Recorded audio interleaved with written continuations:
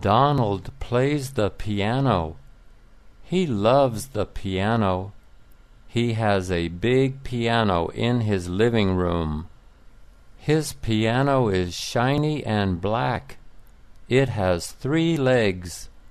He sits on a bench to play the piano. The bench has 4 legs.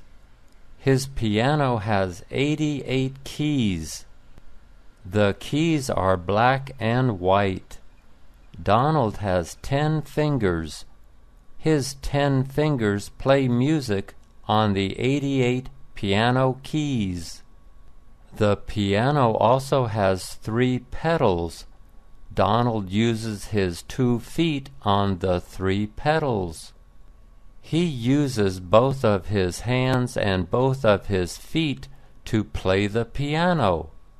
He also uses both of his eyes to play the piano.